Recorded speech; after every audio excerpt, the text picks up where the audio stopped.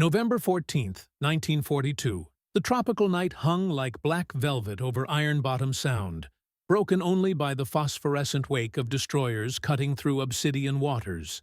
In the flag bridge of the Battleship Hiei, Vice Admiral Hiroaki Abe adjusted his white gloves and gazed through the darkness toward Guadalcanal's invisible shore. The air tasted of salt and diesel fuel, heavy with the weight of impending battle. Around him, his staff officers moved with practiced precision, their voices barely audible whispers as they prepared for what would become known as the Naval Battle of Guadalcanal.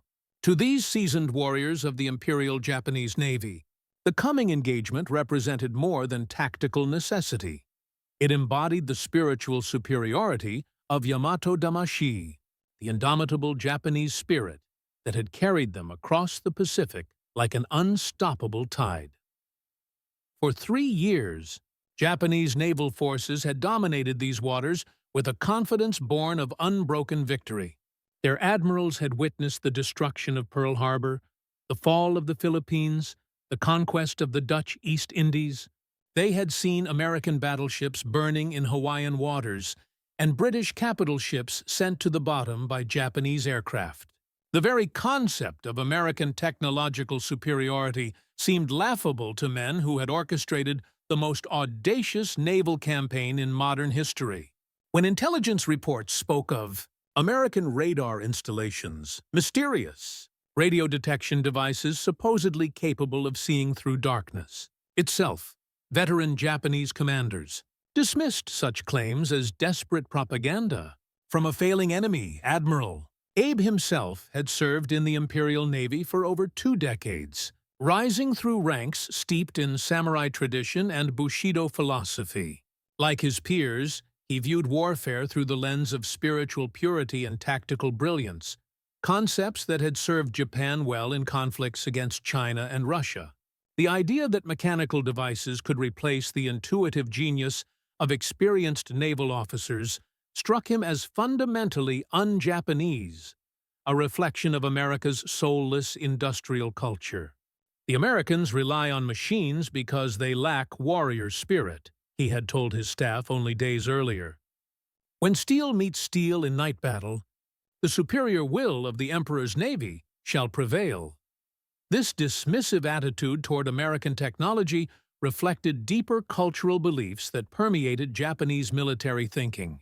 Throughout the 1930s, Japanese naval doctrine had emphasized spiritual training, night fighting expertise, and the cultivation of what they called fighting spirit, qualities they believed gave them insurmountable advantages over Western materialism. Their destroyers trained relentlessly in night attacks. Their crews drilled until they could operate by instinct alone in absolute darkness. The Long Lance torpedo, with its devastating 24-inch warhead and 40-kilometer range, had proven devastatingly effective in previous engagements.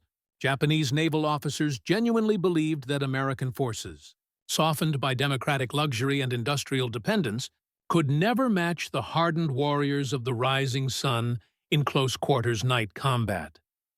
What Admiral Abe and his officers could not comprehend, as they steamed through the darkness toward their rendezvous with destiny, was the revolutionary transformation taking place aboard American vessels less than 30 miles away. In the cramped combat information centers of destroyers USS Laffey, Cushing, and O'Bannon, sailors hunched over glowing green screens that displayed information their enemies considered impossible. The SG Surface Search Radar, developed in Massachusetts laboratories and installed on American warships throughout 1942, could detect enemy vessels at ranges exceeding 20 miles, distances that rendered traditional visual sighting techniques obsolete. The contrast between Japanese confidence and American technological reality would have been almost comical if not for the tragic consequences about to unfold. While Admiral Abe relied on seasoned lookouts straining their eyes through darkness, Commander William Cole aboard USS O'Bannon watched clear radar returns showing Japanese ships approaching in perfect formation. While Japanese officers consulted celestial navigation and dead reckoning, American radar operators tracked enemy movements with precision that would have seemed supernatural to previous generations of naval warfare. The technological gap had become so vast that the opposing forces might as well have been fighting in different centuries. This disparity extended far beyond mere detection capabilities. American 5-inch guns, mounted on destroyers and cruisers throughout the Pacific Fleet, represented the culmination of industrial innovation that Japanese military planners had consistently underestimated.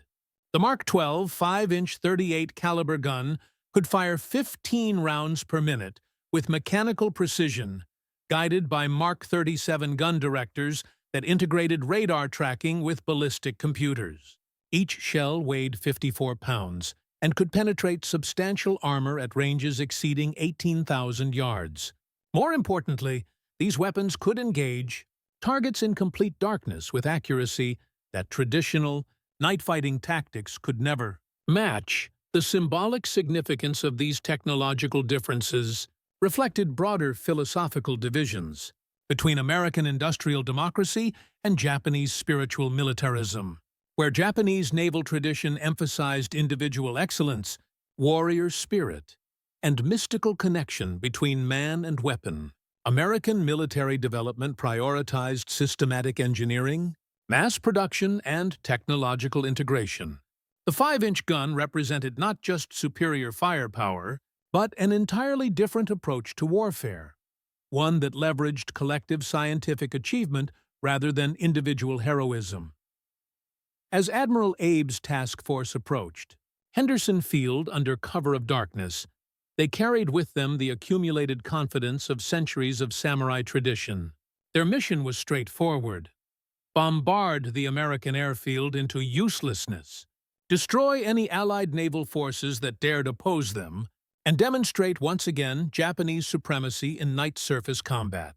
Intelligence reports had mentioned American radar installations, but such claims seemed impossible to officers trained in traditional naval warfare. How could radio waves penetrate darkness that human eyes could not?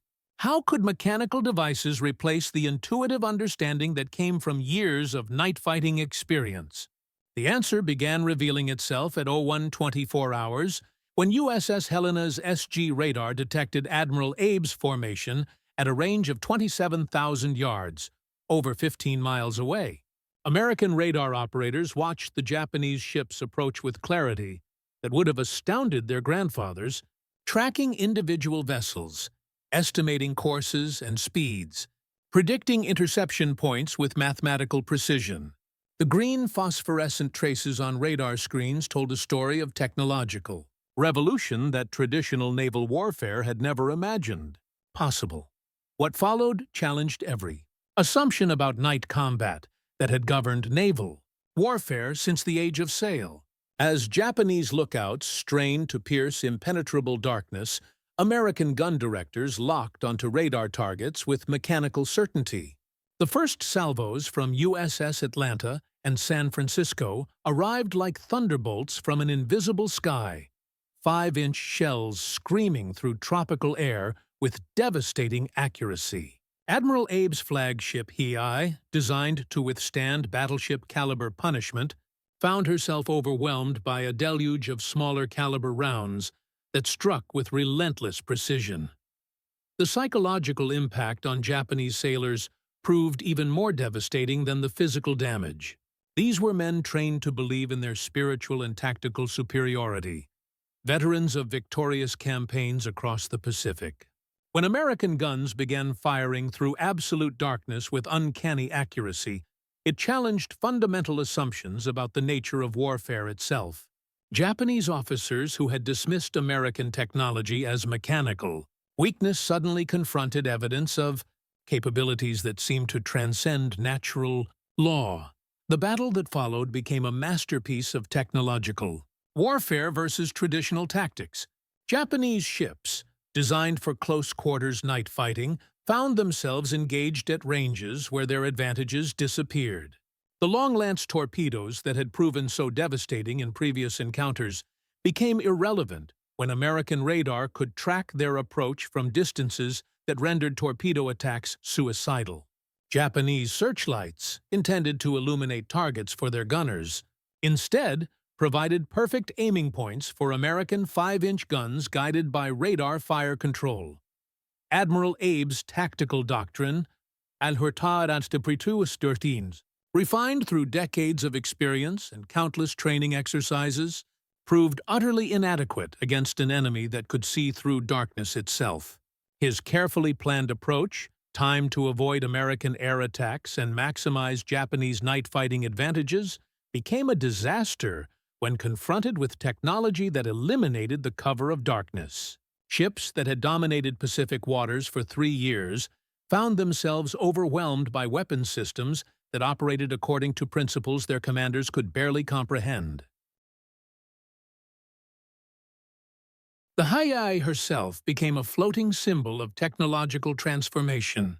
Built according to traditional naval architecture, armed with massive 14-inch guns designed for long-range dueling with enemy battleships, she found herself helpless against swarms of smaller vessels that could coordinate their attacks through radar communication. Her thick armor, designed to deflect armor-piercing shells from capital ships, proved vulnerable to the continuous rain of 5-inch rounds that struck with mechanical precision. Like a medieval knight overwhelmed by musket fire, she represented the obsolescence of an entire era of naval warfare. As the battle progressed through the early hours of November 15th, the contrast between expectation and reality became increasingly stark. Japanese sailors who had entered combat, confident in their technological and spiritual superiority, found themselves fighting an enemy that seemed to possess supernatural powers. American guns fired through total darkness with accuracy that traditional naval warfare could never achieve. Radar-directed fire control eliminated the advantages of night fighting that had formed the foundation of Japanese naval doctrine.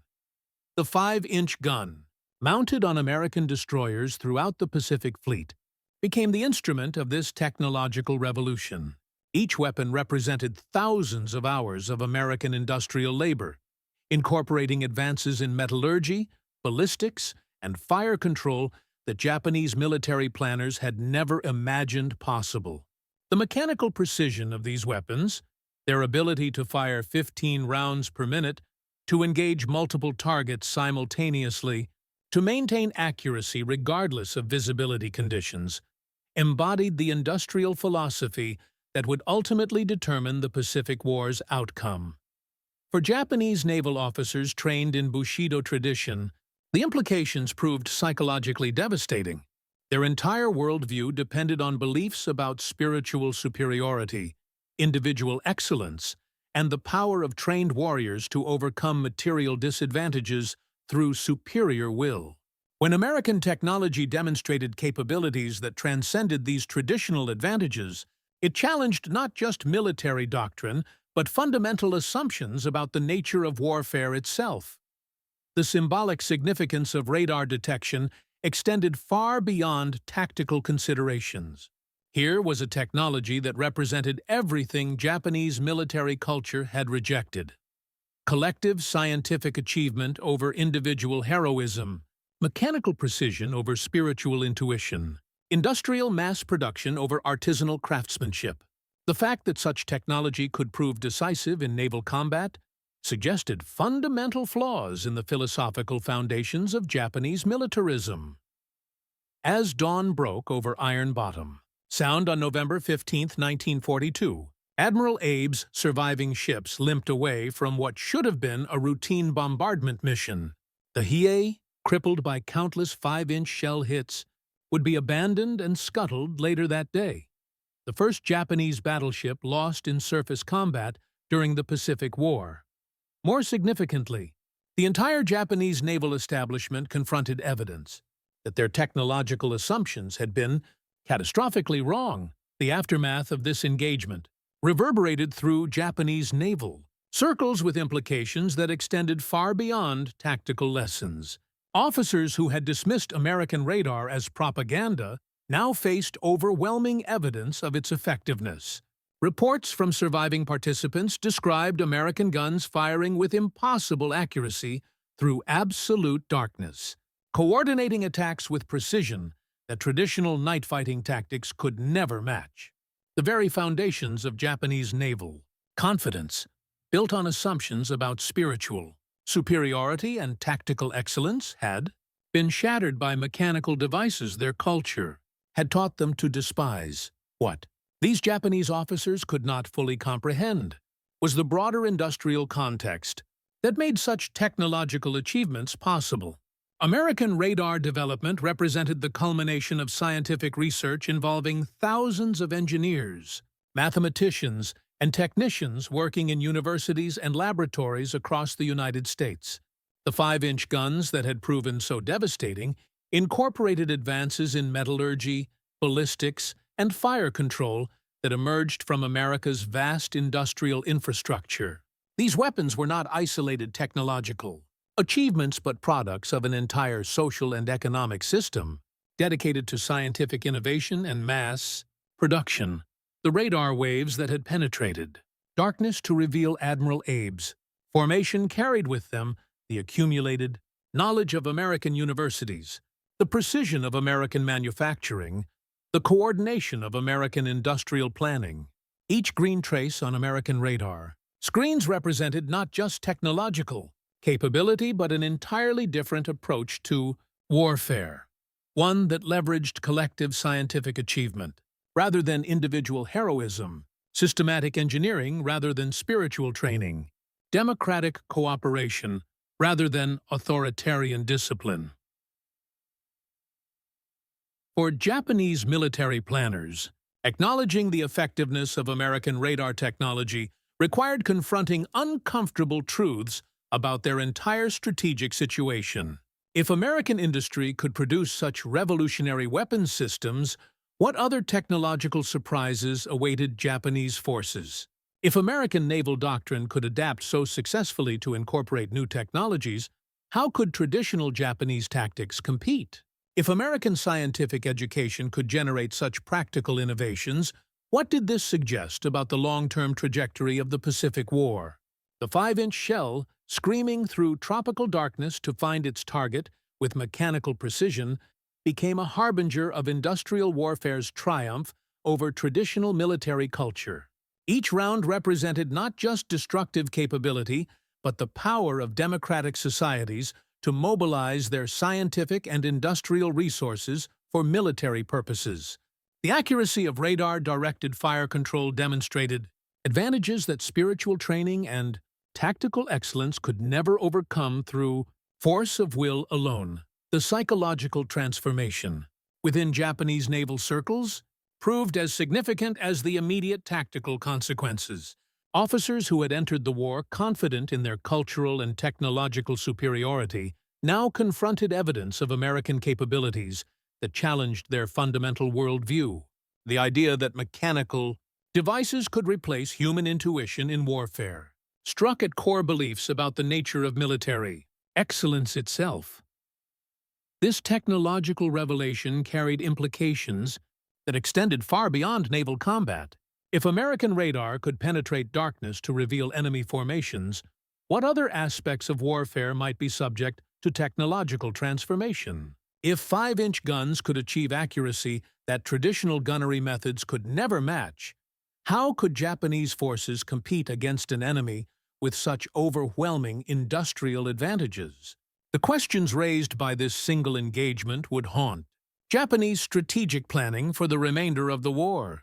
The beat contrast between Japanese expectations and American reality became a recurring theme throughout the Pacific Campaign. Time and again, Japanese forces trained in traditional tactics would encounter American technological innovations that rendered their advantages obsolete. The pattern established during the naval battle of Guadalcanal, initial Japanese confidence followed by devastating technological surprise, would repeat itself in countless engagements across the Pacific theater. Yet the significance of this transformation extended beyond immediate military consequences. The 5-inch guns that had found their targets through radar guidance represented more than superior weaponry. They embodied the democratic ideals and industrial capabilities that would ultimately determine the war's outcome. Each shell that struck home carried with it the accumulated knowledge of American universities, the precision of American manufacturing, the coordination of American scientific research. The radar waves that had revealed Admiral Abe's formation in absolute darkness became symbols of enlightenment, piercing ignorance. Scientific knowledge overcoming superstition. Democratic cooperation transcending authoritarian control. In their ability to see through darkness itself, these technological achievements represented humanity's capacity to overcome natural limitations through collective effort and scientific understanding.